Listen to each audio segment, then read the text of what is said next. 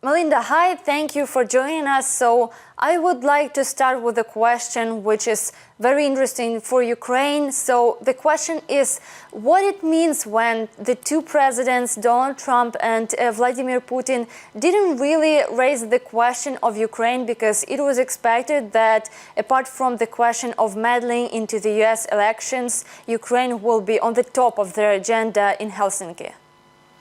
What Trump said, it was just a very sort of small reference, and it was near the end. He said that the U.S. has to do more to get Kiev to be more decisive on the Minsk agreements. And it was incredibly disappointing that Trump didn't question him on that or push it. It's a total nonsense point. We all know that Russia continues to violate the Minsk agreements and that Kiev wants to fulfill them. Kiev wants peace. It's Moscow that doesn't want peace. So that was the only public mention. Many analysts had worried, and I know the Ukrainian community had worried too, that Trump was planning to, or may have been willing to give up Crimea in exchange for something else, for better relations, and that he might promise to lift sanctions. In the public statement, he didn't do either of those things. I would argue that the summit itself was not just a press conference of platitudes. It wasn't just a press conference of hot air. It was actually worse. It was a press conference of moral equivalency. We saw a U.S. president who was asked, is there anything you would hold Russia responsible for? He said, I would hold both countries responsible. The U.S. has been foolish, and we are all to blame. Trump couldn't name MH17. He couldn't say the annexation of Crimea. He couldn't say the occupation of eastern Ukraine. He couldn't say the Novichok incident in Salisbury, England, when a former KGB spy was poisoned. He couldn't say the invasion of Georgia. What yesterday revealed something very interesting. It showed how naive Trump is about modern Russia and about Putin. He said, I don't see any reason why Trump would have hacked our elections. I don't see any reason why it would have been Russia. That statement is utterly absurd. And I think furthermore, the whole tone of the summit was deeply disturbing. If you look at the tone, it was conciliatory.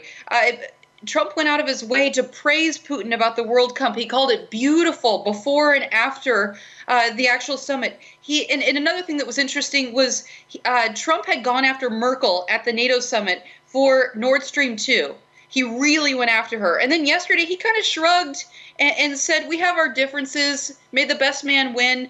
And so the tone was really awful yesterday. Is there still a reason for Ukraine to worry? Because from the words of Russian President Vladimir Putin, he said that there are two different positions on Crimea. I think he meant that US still doesn't recognize the annexation of Crimea, so we may guess that this question was raised and the position of US will not change.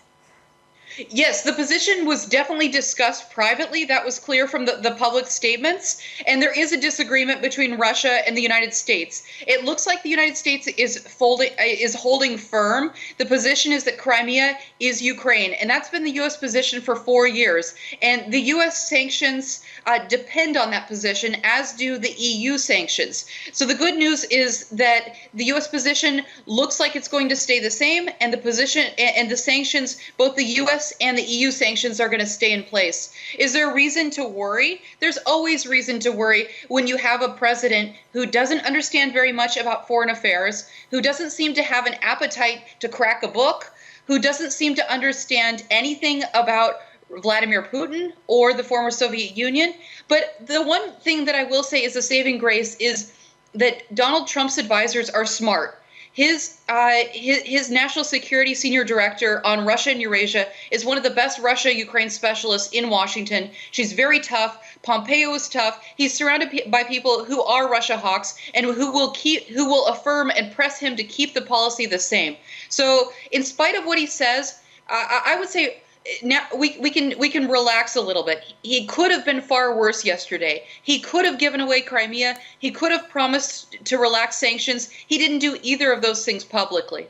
I just want to hear your point of view about the story, just from another point of view on this story, because Donald Trump often says that Obama, the previous president of the United States, didn't have such meetings with Vladimir Putin since the annexation of Crimea. So I'm not trying to praise somebody, but still, but is there some common sense in Donald Trump criticism that he conducted this meeting, that he's trying to negotiate, and so on? I mean, during the Obama administration, there were plenty of links between the United States and Russia. They were talking all the time. So I don't understand that argument at all. What can happen next? So there's one interesting contrast between what Donald Trump says and what his actual policies are. That's one thing to watch. There's a big gap between what he says. Everyone knows that he loves to take to Twitter. He loves to get retweets. He loves attention. He likes to say the most outrageous thing possible. But then when you dig in and look at his actual policies, his policies on Ukraine have actually been very tough, right? The Obama administration refused to give Ukraine they refused to arm the Ukrainians. The Trump administration did. The Obama administration has continued sanctions because of pressure from Congress. They've been very, very good so far. So I would just encourage foreign audiences to not take what he says too seriously and to look at his policies.